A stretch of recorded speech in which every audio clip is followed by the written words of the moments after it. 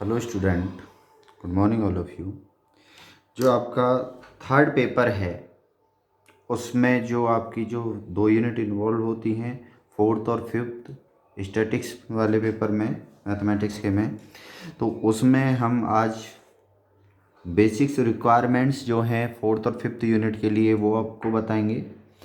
उसके बाद में कुछ आपको सेल्फ स्टडी के लिए देंगे, और सेल्फ स्टडी जब तक आप उनकी कर पाओगे, बेसिक्स रिक्वायरमेंट जो आपने 11th में 12th में फिजिक्स में भी पढ़ी हैं और बीएससी फर्स्ट ईयर मैकेनिक्स में भी आपने फिजिक्स के पेपर में पढ़ी हुई हैं, उन्हीं से रिलेटेड ये पेपर है आपका मैथमेटिक्स का।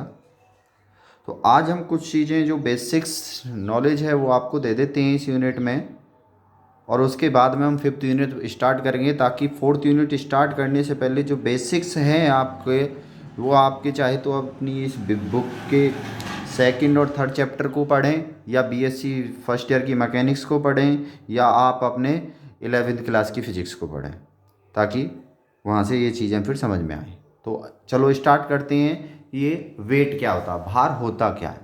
देखो, पहले तो जो फॉर्मल डेफिनेशन है उनको समझते हैं। फॉर्मल डेफिनेशन भार की है कि भार वह बल है जिससे पृथ्वी किसी पिंड को अपनी ओर आकर्षित करती है। मतलब ये जो वेट है वो क्या हो गया, अट्रैक्शन फोर्स हो गया ना। वेट और कुछ नहीं है, क्या है, एक अट्रैक्शन फोर्स है।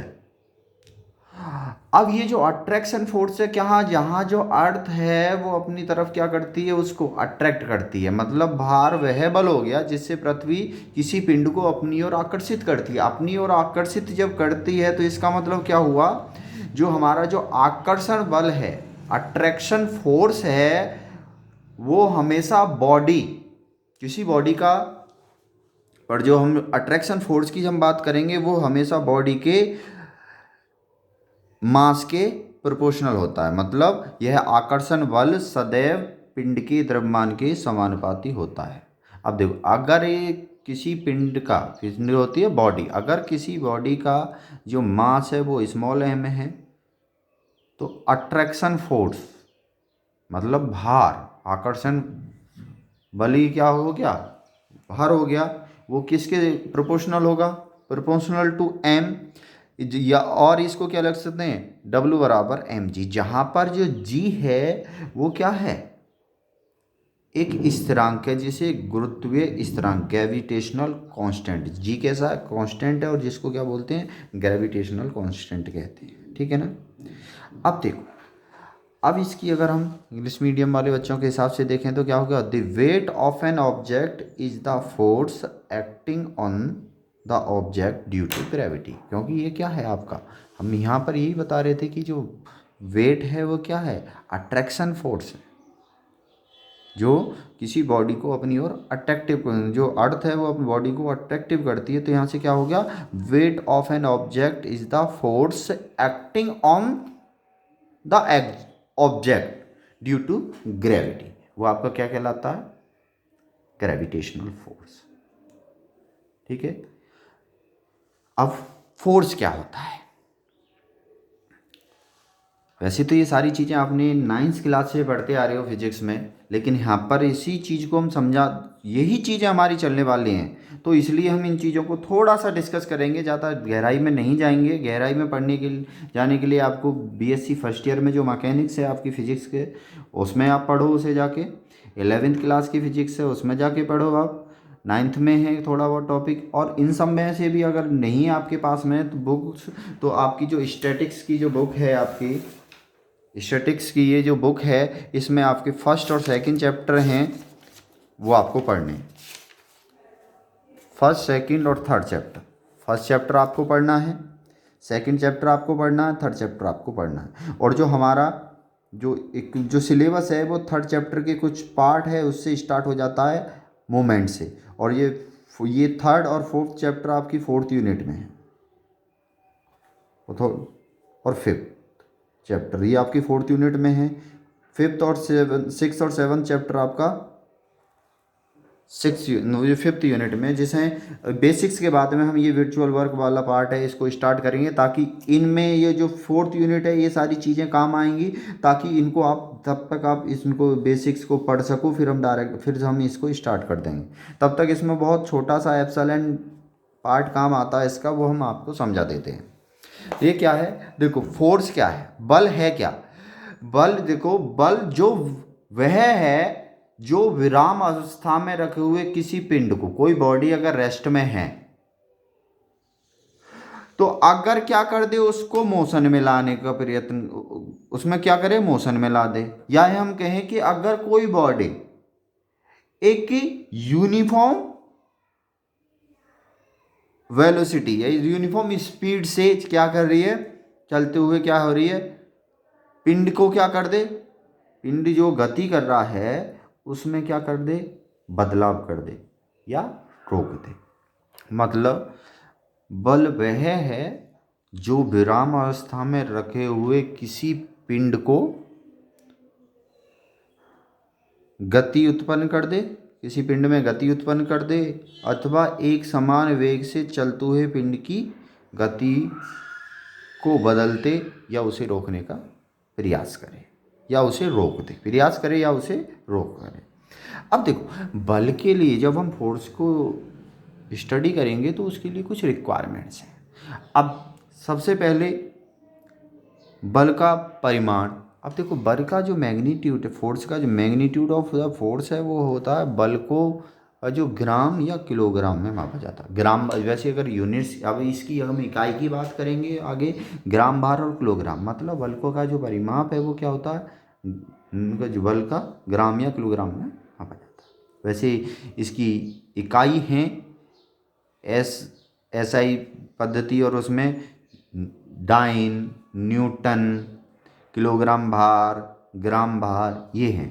अब बल, अब देखो फोर्स की जो डायरेक्शन होती क्या है, देखो फोर्स, जब हम फोर्स को स्टडी करेंगे तो फोर्स का जो मैग्नीट्यूड है वो क्या होगा ये देखते हैं, फोर्स की डायरेक्शन क्या होगी ये देखते हैं, फोर्स किस पॉइंट पर एप्लीकेबल है, या जो फोर्स का जो क्रिया बिंदु क्या है वो देखते हैं, उसकी क्रिया रेखा क्या है वो देखते हैं। ये सारी चीज़ों की रिक्वायरमेंट होती है, तभी हम ये बता सकते हैं ये फोर्स इस डायरेक्शन में इतना लगा हुआ। तो फोर्स में क्या है, मैग्नीट्यूड हो गया, फिर फोर्स की क्या डायरेक्शन ऑफ द फोर्स। अब फोर्स की डायरेक्शन क्या होती है, फोर्स की डायरेक्शन वो डायरेक्शन होती है जिसमें जो फोर्स है वो वर्क करता है, वह दिशा जिसमें बल कार्य करता है। जिस डायरेक्शन में जो फोर्स है वो क्या होगा, वर्क करेगा, वो फोर्स की क्या कहलाएगी, डायरेक्शन कहलाएगी। जैसे अगर हम इसमें यहाँ पर ये पेपर, ये इस पर ऐसे प्रेशर डाल के ये फोर्स लगाएं और ये फोर्स लगा के इसको आगे बढ़ाएं, तो फोर्स की डायरेक्शन क्या हो जाएगी, यहाँ पर जैसे ये पेन है, पेन पर यहाँ से हम फोर्स लगाएं और इस डायरेक्शन में ये आगे बढ़े, तो फोर्स की डायरेक्शन क्या होगी, ये जो पेन की जो डायरेक्शन, जिस डायरेक्शन में पेन मूव कर रहा है, यही डायरेक्शन क्या होगी, फोर्स की डायरेक्शन होगी। अब जिस पॉइंट पर हमने फोर्स, अब हम बात करेंगे क्रिया बिंदु या पॉइंट ऑफ एप्लीकेशन। क्रिया बिंदु या पॉइंट ऑफ एप्लीकेशन होता क्या है। अब देखो, जिस पॉइंट पर, जैसे अब हम यहाँ पर इसको, ये पेन था, इस पर हम फोर्स यहाँ से लगा रहे हैं, तो इस पॉइंट पर फोर्स लगा के इसे आगे बढ़ा रहे हैं, तो ये जो पॉइंट है जहाँ ये हमारा ये मेरी जो फिंगर है यहाँ पर इसके टच हो रही है, इस पर जो फोर्स अप्लाई कर रहे हैं हम फिंगर के द्वारा, तो ये जो पॉइंट है आपका, ये जो पॉइंट है वो आपका क्या कहलाएगा, point of application of the force या बल का क्रिया बिंदु। और जिस डायरेक्ट रेखा में इसको लगा रहे हैं तो वो क्या आपकी क्या कहलाएगी, क्रिया रेखा। अब वैसे क्या हो गया, बल का क्रिया बिंदु क्या हो गया, पिंड में वह बिंदु जिस पर बल कार्यशील होता है। जैसे यहाँ पर हमने इस पॉइंट पर वही बार बार यहाँ से अगर इस पर ऐसे लगा रहे हैं तो ये पॉइंट ऐसे खींचते हुए आगे जा रहे हैं, तो ये पॉइंट क्या हो गया, इसका क्या हो गया, क्रिया बिंदु होगा। अगर यहाँ से हम फोर्स इस पर पेन पर अप्लाई कर रहे हैं तो ये पॉइंट क्या हो गया, इसका क्रिया बिंदु हो गया। तो हमने फोर्स के लिए क्या रिक्वायरमेंट होती है, उसका मैग्नीट्यूड जानना होता है, फोर्स की डायरेक्शन जाननी होती है, फोर्स का पॉइंट ऑफ एप्लीकेशन जानना होता है। तो और साथ ही साथ तीसरी बात, तीन बात होगी, चौथी बात ये कि बल की क्रिया रेखा। अब देखो, अब मैंने कहा कि वह रेखा जिसके अनुदिश बल कार्य करता है बल की क्या कहलाती है? क्रिया रेखा या line of action of the force. जैसे यहाँ पर यही था, इस डायरेक्शन में अब लेके चलें तो ये क्या होगी, ये जो रेखा इस लाइन के अकॉर्डिंग ही तो चल रहा है, तो ये आपकी क्या हो जाएगी? बल की क्रिया रेखा कहलाएगी। ठीक है, तो बल को जानने के लिए बल की क्या होगी? देखो, बल में क्या होता है? मैग्नीट्यूड होता है, फोर्स का मैग्नीट्यूड होता है, डायरेक्शन होता है, ठीक है, line of action, point of application of the force ये होता है। तो अब इन सब चीज़ का जब एनालिसिस करते हैं तो यहाँ से हमें क्या पता चल गया, जो हमारा फोर्स है वो कैसा हो गया? एक फिजिकल क्वांटिटी हो गई, भौतिक राशि जिसे बोलते हैं। देखो, जब जहाँ पर जिस राशि में, जिस क्वांटिटी में हमारी direction, magnitude, direction of line ये सब इन्वॉल्व हो जाते हैं, तो वो आपकी क्या होता है? वो जो क्वांटिटी है वो क्या होगी? फिजिकल क्वांटिटी होगी। तो यहाँ की, क्योंकि अब देखो, रिक्वायरमेंट फोर्स को स्टडी करने के लिए रिक्वायरमेंट क्या थी? फोर्स का मैग्नीट्यूड, फोर्स का फोर्स की direction, point of application of force, क्रिया बल का क्रिया बिंदु और बल की क्रिया रेखा।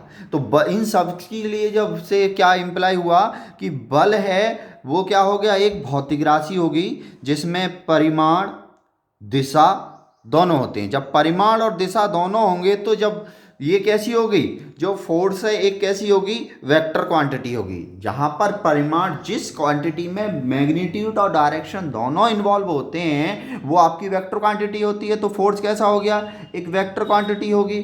अब बल, जो फोर्स है, एक जो दिष्ट, डायरेक्ट लाइन सेगमेंट बोलते हैं इसे, एक दिष्ट रेखाखंड, डायरेक्ट लाइन सेगमेंट एक दिष्ट रेखाखंड द्वारा निरूपित की, किस डायरेक्शन में लग रहा है, किस लाइन पर लग रहा है, किस लाइन के अलोंग, किस डायरेक्शन में लग रहा है, तो वो क्या होगी? वो जो लाइन है वो आपकी क्या होगी? एक दिष्ट रेखाखंड होगी, डायरेक्ट लाइन सेगमेंट, उसके द्वारा निरूपित होता है। अतः बल को निरूपित करने वाले सदिश को, जिस वेक्टर, जो वेक्टर फोर्स को रिप्रेजेंट करता है उसको फोर्स वेक्टर कहते हैं, जिसे हम वेक्टर एफ से लिखते थे ना, वेक्टर, इसकी ये वेक्टर एफ क्या हो गया? फोर्स वेक्टर हो गया। अब साथ के साथ हमने देखा दिष्ट रेखाखंड की दिशा को, मतलब डायरेक्ट लाइन सेगमेंट, जिस डायरेक्शन में लाइन ऑफ एक्शन, वो क्या होगी? बल की दिशा होगी, बल की फोर्स की डायरेक्शन होगी।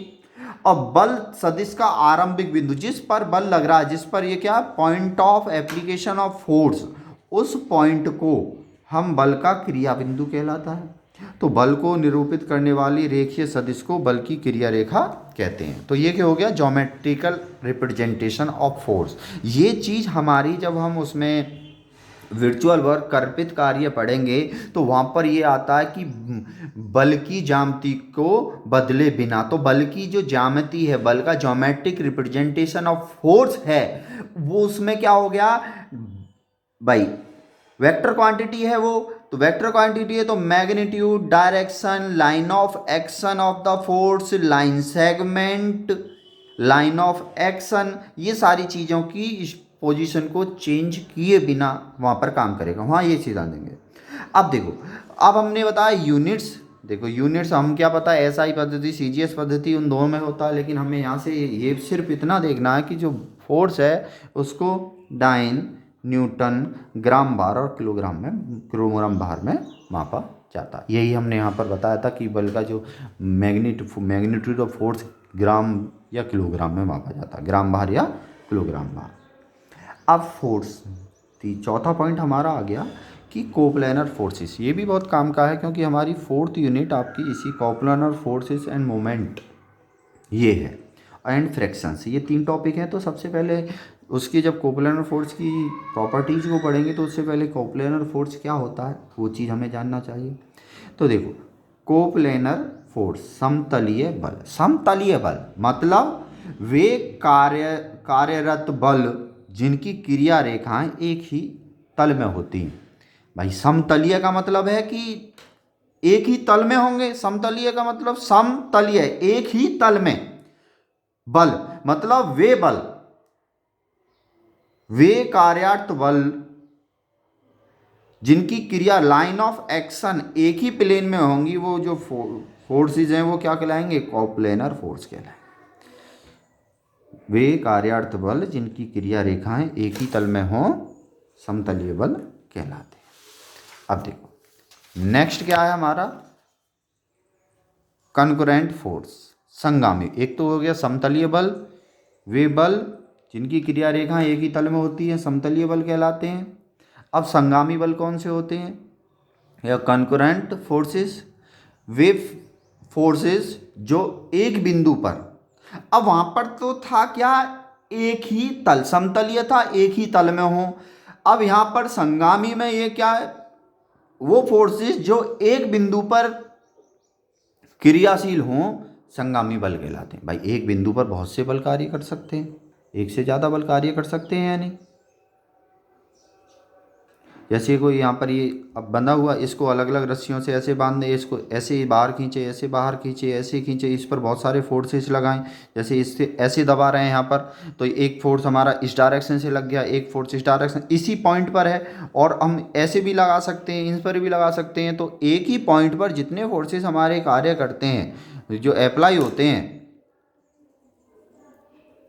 वो आपके क्या कहलाते हैं, संगामी बल कहलाते हैं। अब देखो हम यहाँ पर अब बलों के प्रकार पर डिस्कस करेंगे, और यहाँ पर जो हमारा फोकस होगा वो 4 बलों पर होगा। एक तो आकर्षण विकर्षण क्या होते हैं इन पर, क्रिया और प्रतिक्रिया, एक्शन और रिएक्शन, दूसरा टेंशन तनाव, और दूसरा चौथा है वो थ्रस्ट या प्रणोद। यहाँ पर ये 4 बल, और ये वर्चुअल वर्क हो या आपकी चाहे 4th यूनिट हो, चाहे 5th यूनिट वर्चुअल वर्क हो, या कॉमन कैटेगरी के टॉपिक हो, इन सब में हमारे ये जो है 4 फोर्सेस बहुत ही काम आते हैं। तो आकर्षण तथा विकर्षण, अट्रैक्शन और रिपल्शन।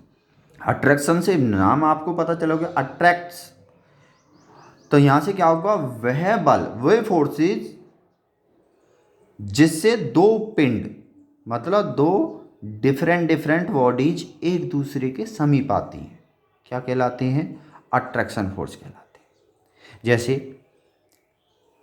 आकर्षण बल, पृथ्वी, जिससे पृथ्वी क्या किसी पिंड को अपने केंद्र की ओर की तरफ खींचती है, वो क्या कहलाएगा, आकर्षण बल। जैसे कोई पत्थर हम हवा में ऊपर फेंकते हैं, तो हम जितना फोर्स लगा दिया उसके बाद में वो क्या होता है, जमीन पर वापस की तरफ आ जाता है। वो किसके द्वारा होता है, पृथ्वी के, अर्थ के अट्रैक्शन फोर्स के कारण वो उसको अपनी तरफ खींचती है ना। हमने एक फोर्स लगाया जो बहुत ऊपर फेंक दिया, अगर वो फोर्स इतना लगा दें कि उस आकर्षण, जो पृथ्वी के जो अट्रैक्शन है, वो उससे अगर पलायन कर दूर चला जाए, बहुत ज़्यादा हो जाए, तो वो पलायन कर जाएगा, है नहीं। तो वो क्या करेगी, अगर उसके ग्रेविटेशनल, पृथ्वी के ग्रेविटेशनल फोर्स के अंडर में है, तो वो क्या करेगा, आकर्षण अपने पृथ्वी अब उस पर वापस गिर जाएगा। तो वो क्या होगा, गुरुत्वाकर्षण बल, जिससे पृथ्वी किसी पिंड को अपने केंद्र की ओर खींचती है, वो क्या कहलाएगा, आकर्षण बल कहलाएगा। और दूसरा उदाहरण ये है कि देखो 2 चार्जेज हैं, जिनकी जो प्रकृति है वो कैसी है, विपरीत है।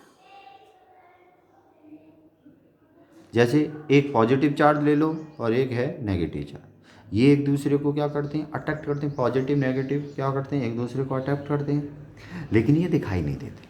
अट्रैक्शन है इनमें लेकिन दिखाई नहीं होता। जैसे करंट की हम बात करते हैं, एक नेगेटिव और पॉजिटिव को जब पास में लेके आते हैं, तो हम देखते हैं कि कुछ के बाद में जब उसमें बहुत चार्ज ज़्यादा है तो एकदम खींचने लगता है। जैसे बिजली के 11,000 के वो करंट की बात करें, तो वो 3 या 4 फुट, 2 या 3 फुट से इंसान को खींच लेता। वो क्या है, अट्रैक्शन हो रहा है, वो उसका अट्रैक्शन फोर्स है, लेकिन दिखाई नहीं देता।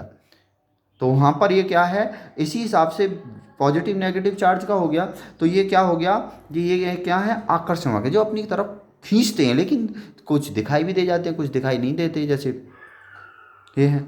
अब विकर्षण क्या होता है, आकर्षण का अपोजिट कैसा हो गया, विकर्षण हो गया। वह बल जिससे पिंड एक दूसरे से दूर जाते हैं क्या कहलाता है, विकर्षण बल कहलाता है। भाई वो फोर्सेस रिपल्सन फोर्सेस कहलाते हैं, जहां पर 2 बॉडीज एक दूसरे से दूर जाती हैं। जैसे अब हम वहां पर मैग्नेट की बात करें, अगर दोनों मैग्नेट के नॉर्थ पोल या साउथ पोलों को लेके पास में रखें, ऐसे ये नॉर्थ पोल है, ये साउथ, दोनों नॉर्थ पोल हैं किसी मैग्नेट के, तो ये क्या होगा, ये दूर जाएंगे एक दूसरे, इन्हें पास यहाँ पर रखे थे दूर की तरफ जाएंगे। तो ये कैसा हो गया, विकर्षण हो गया।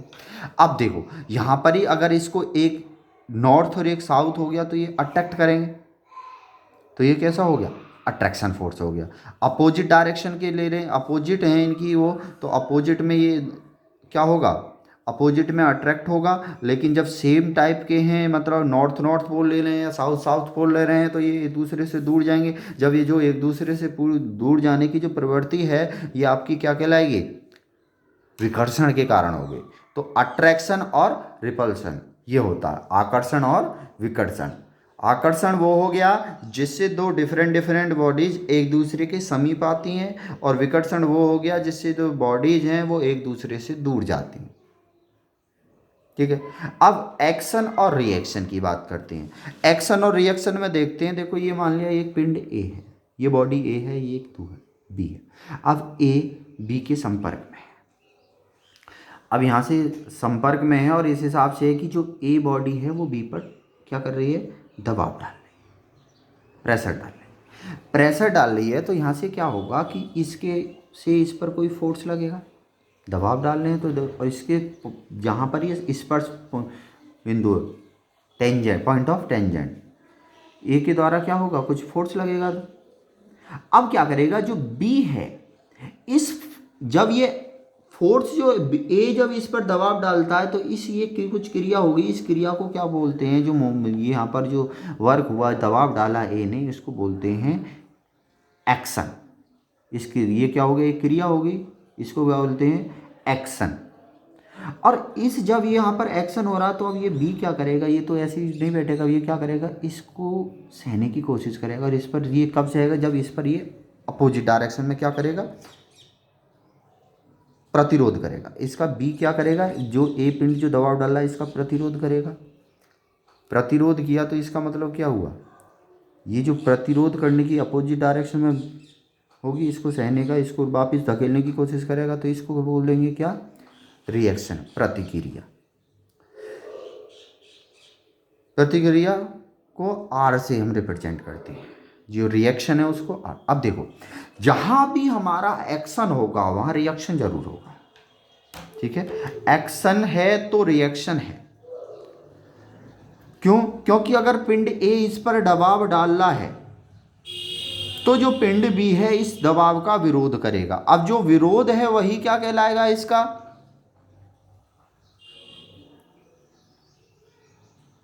रिएक्शन कहलाएगा, प्रतिक्रिया हो गई ना। अब न्यूटन ने भी इस पर काम किया। न्यूटन की एक भी यहाँ पर ये कहता है, न्यूटन का तीसरे नियम का ये यहाँ से ये कहेगा कि क्रिया और प्रतिक्रिया को रिप्रेजेंट करने वाले जो फोर्सेस है ना, वो हमेशा उनका जो मैग्नीट्यूड है वो इक्वल होता है, बट उनकी जो डायरेक्शन है वो क्या होती है, एक दूसरे के अपोजिट होती है। जहाँ एक्शन है वहाँ रिएक्शन होगा, लेकिन उसकी जो एक्शन और रिएक्शन दोनों मैग्नीट्यूड में तो फोर्सेस इक्वल होंगे, लेकिन उनकी जो डायरेक्शन है, उनकी डायरेक्शन एक दूसरे के अपोजिट होंगे। ये न्यूटन का वो कहता है। तो जहाँ भी आपकी जहाँ क्रिया होगी वहाँ प्रतिक्रिया अवश्य होगी। तो क्रिया प्रतिक्रिया ये होगी। अब तीसरा होता है हमारा तनाव। अब देखो तनाव, जो हमारा 5th यूनिट में तनाव और प्रणोद दो पर ही काम होगा। तो ये तनाव होता क्या है वो देखो। तनाव क्या है, मान लो एक डोरी है, वो बिंदु ए से बंधी हुई, तो ये क्या है, ये डोरी हो गई। ओ एक डोरी है और इस पर क्या है, ये बिंदु पॉइंट ए से है, इसे बांध दिया, इसका एक सिरा क्या है, बंधा हुआ है, बिंदु ओ बंधा हुआ। अब हम क्या करें, इस डोरी पर एक एम द्रव्यमान का एक पिंड लटका दें। एक बॉडी है उसको यहाँ पर क्या कर रहे हैं, लटका दें, जिसका जो मास है वो क्या है, mg। अब देखो जब द्रव्यमान उसका mg है तो उसका भार क्या होगा, m है, द्रव्यमान m है तो उसका भार क्या होगा, mg होगा। और mg किस डायरेक्शन में काम करेगा, mg ऊर्ध्वाधर नीचे की ओर होगा। यहाँ पर ये नीचे की तरफ काम करेगा ना, वर्टिकल डाउनवर्ड होगा। अब जब ये नीचे की तरफ डाउन भार कार्य करेगा तो इससे क्या होगा, जब उस पिंड पर, उस डोरी पर जिसका एक सिरा बंधा हुआ उस पर दूसरे सिरे पर पिंड लटका देंगे एम द्रव्यमान का, उसके कारण उस डोरी में क्या हो जाएगा, तनाव हो जाएगा। नहीं लटकाएंगे तो उसके बाहर के कारण ही जो थोड़ा बहुत वो होगा, और यहाँ पर जब लटका देंगे तो ये क्या हो जाएगा, तनाव हो जाएगा। अब ये जो तनाव है कुछ ज़्यादा हो जाएगा तो ये डोरी टूट जाएगी। तनाव अगर डोरी की क्षमता जो सहने से ज़्यादा हो जाएगा तो वो डोरी टूट जाएगी। लेकिन तनाव आएगा तो तनाव ना, तनाव कुछ भार ज़्यादा लिख दिया डोरी टूट जाएगी, मतलब तनाव ज़्यादा हो गया, खिंचाव ज़्यादा आ गया उसमें। अब ये तनाव की जो डायरेक्शन है वो क्या होगी, इसके जो फोर्स ये लग रहा है एम जी, उसकी अपोजिट डायरेक्शन में। एम जी की जो खिंचाव है एम जी की विपरीत दिशा में होगा, और इसी से क्या होगा, वो इक्विलिब्रियम पोजीशन में होगा, संतुलित इसी से होगा।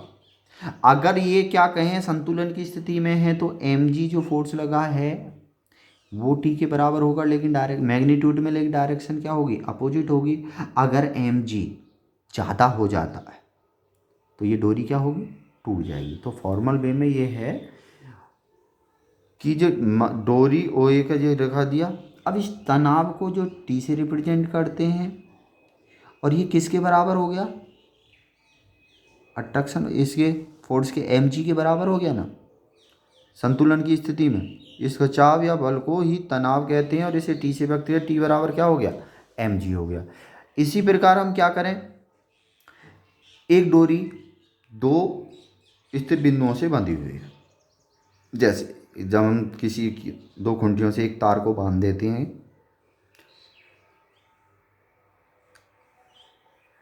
अब जो बिंदु ए बांध दिया, इन दो बिंदुओं से क्या होगी, स्थिर बिंदुओं से ये डोरी बंध गई, खींचकर बांध दी इसे। अब जब इन्हें खींचकर बांध दें तो इसमें पॉइंट ए और पॉइंट बी पर क्या होगा, कुछ तनाव पैदा हो जाएगा, और ये तनाव ही क्या होगा भाई, बिंदु ए पर भी तनाव आएगा, खींच के बांध रहे हैं तो बिंदु बी पर भी तनाव आएगा। अब बिंदु ए पर जो तनाव आ रहा है उसकी जो दिशा है वो ए बी की दिशा होगी, बिंदु बी पर जो तनाव आ रहा है उसकी दिशा बी ए की दिशा होगी, मतलब दोनों पर अपोजिट। अगर ऐसे बांध रहे हैं तो इस पॉइंट पर जो टेंशन है वो इस डायरेक्शन में होगा, इस पॉइंट पर टेंशन है वो इस डायरेक्शन में होगा। अतः एक खिंची हुई डोरी में जो तनाव है, यहाँ पर ये तनाव है, ये इक्वल तो होंगे लेकिन बस उनकी जो डायरेक्शन है वो क्या होगा, अपोजिट हो जाएगी। अब देखो इसकी कुछ प्रॉपर्टी, अगर यहाँ पर ये तनाव, अगर ये डोरी है, ये ढीली है, और जब ढीली डोरी है मतलब इसमें कोई खिंचाव नहीं है, इसमें खिंचाव नहीं है तो उसमें कोई तनाव होगा क्या, टेंशन होगा नहीं। इसका मतलब टी, जब ये डोरी ढीली है तो टी इक्वल टू क्या हो जाएगा, 0 हो जाएगा। अगर हम ये कहें कि इस डोरी का जो वेट है वो नेग्लिजिबल है, मतलब डोरी का भार है वो कैसा है, उपेक्षणीय है, नेग्लिजिबल है, तो पूरी डोरी में जो तनाव है वो समान रहेगा। अगर वेट है तो सेंटर में ज़्यादा, इसके मिड पॉइंट पे ज़्यादा रहेगा तनाव, कॉर्नर पे कम। लेकिन जब इसमें भार है, इस भार तो कैसा है, उपेक्षणीय, नेग्लिजिबल है, तो इसमें जो भी तनाव होगा वो सभी जगह पर कैसा होगा, समान होगा। मतलब पूरी डोरी में तनाव इसकी लंबाई के अनुदिश कैसा रहेगा, कांस्टेंट होगा। तीसरी बात यहाँ पर, यदि डोरी किसी चिकनी खुंटी के ऊपर से होकर गुजरती है, मतलब एक खुंटी है वो भी चिकनी है, जैसे ये डोरी है इसके ऊपर से गुजरती है।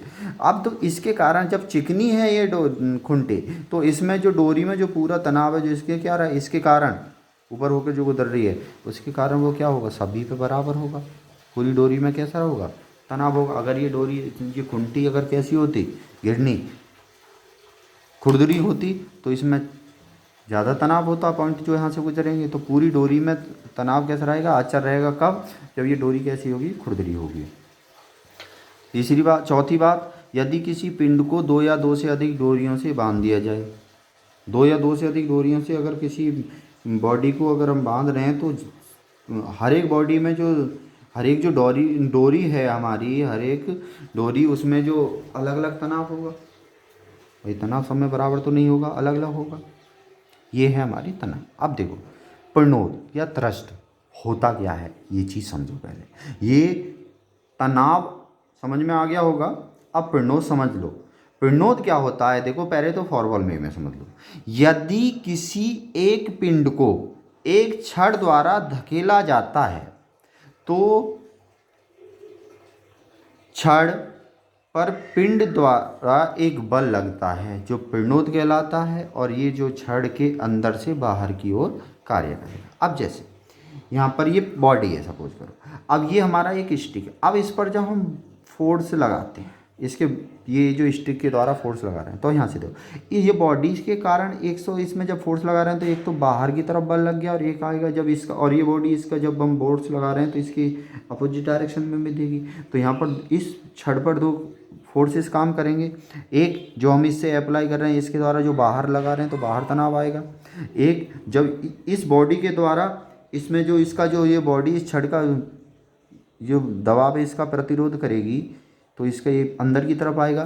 तो इसमें जो क्या होगा, जो ये आपका क्या होगा, पिंडोद कहलाएगा, जो छड़ के अंदर से बाहर की ओर होगा। तो मतलब पिंडोद की हम बात करें तो छड़ के अंदर से क्या होगा, बाहर की। कब, जब ये हमारा जब एक पिंड को एक छड़ द्वारा ढकेलते हैं तब होगा। अब संतुलन या इक्विलिब्रियम की स्थिति होती क्या।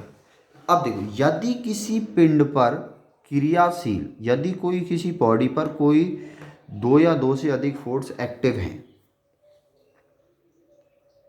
तो उसे विराम अवस्था में रखते हों तो वे संतुलन में कहलाते हैं। या ये कहें, यदि एक बॉडी है उस पर दो या दो से अधिक जो फोर्स हैं वो एक्टिव हो रहे हैं, और वो एक्टिव होने के बावजूद भी उसे क्या कर रहे हैं, एक्टिवेशन फोर्स होने के बाद वो उस बॉडी को क्या कर रहे हैं, रेस्ट में रखते हैं, तो वो एक क्या कहलाएंगे, वो है संतुलन में कहलाते हैं। यदि किसी पिंड पर क्रियाशील दो या दो से अधिक बल उसे विराम अवस्था में रखते हों तो वे संतुलन में कहलाते हैं। अब एक पिंड के एक ही या भिन्न भिन्न बिंदुओं पर क्रियाशील हों तो बल संतुलन में होंगे। अब ये तो क्या है, क्रियाशील बल की होगी। अब अगर एक ही पॉइंट पर दो बल हैं या दो अलग अलग बिंदुओं पर दो बल हैं, वो कब इक्विलिब्रियम पोजीशन में होंगे, जब उनका जो मैग्नीट्यूड है वो इक्वल हो, दोनों फोर्सों की जो डायरेक्शन है वो एक दूसरे के अपोजिट हो, तभी तो। जैसे अब इस पर यहाँ से अप्लाई किया, इस पर यहाँ, तो ये अंदर की तरफ लग रहा फोर्स, ये यहाँ से इधर की तरफ रख रहा, दोनों की जो डायरेक्शन है वो कैसी, अपोजिट होगी। लेकिन ये संतुलन में, ये रेस्ट में कब आएगा कि जितना हम इधर की साइड से अप्लाई कर रहे हैं फोर्स उतना ही इधर की साइड से अप्लाई करेंगे, तभी तो रेस्ट में रहेगा। अगर कोई सा एक भी मैग्नीट्यूड में ज़्यादा हो गया तो वो क्या, अगर ये ज़्यादा है तो ये इधर मूवमेंट करेगा, ये जा रहा है तो इसका इधर मूवमेंट होगा। लेकिन रेस्ट में है तो दोनों इक्वल होंगे, लेकिन उनकी डायरेक्शन कैसी होगी, अपोजिट होगी। और एक ही रेखा में, जैसे एक ही रेखा के अनुदिश हो गए, ऐसे नहीं है कि ये तो ऐसे हो गया और ये ऐसे हुआ, तो देखो ये इक्विलिब्रियम पोजीशन में नहीं आया, इससे क्या हो गया, रोटेशन हो गया। रोटेशन को रोकने के, ये रोटेशन होगा, ठीक है। अगर यहाँ से रोटेशन हो गया या इसी पॉइंट पर ऐसे लगाए, यहाँ पर दो डिस्टिंक्ट पॉइंट और एक ही डायरेक्शन में जा रहे हैं, ये ऐसे हो गए, तो यहाँ पर ये क्या होगा, एक ही लाइन में नहीं होके बीच में से ऐसे हो रहे हैं, तो फिर से यहाँ से ऐसे करने की कोशिश करेंगे। तो यहाँ पर क्या हो गया, रेस्ट में कब होंगे दोनों फोर्सेस, जब दोनों के जो डायरेक्शन है वो अपोजिट हो, दोनों एक ही लाइन पर एक्टिव हों, और दोनों का जो मैग्नीट्यूड है वो क्या हो, इक्वल हो, तब होगा। मतलब ये उनका परिणाम में समान हो, दोनों बल एक दूसरे के विपरीत हो दिशा में हो, एक ही दिशा के अनुदिश हो, तब वो क्या कहलाएंगे, आपके संतुलन की अवस्था कहलाएगी, इक्विलिब्रियम। तो पिंडोद हो गया, तनाव हो गया, संतुलन, ये तीन चीज़ है। और एक है हमारा ज्योमेट्रिकल, ज्यामितीय वाला, ये तीन चीज़ हैं वो आपके बहुत काम आएंगे। जिसमें जैसे ये बल का ज्यामितीय निरूपण, बल के ज्यामितीय निरूपण में action, line action, magnitude, direction, ये सारी चीज़।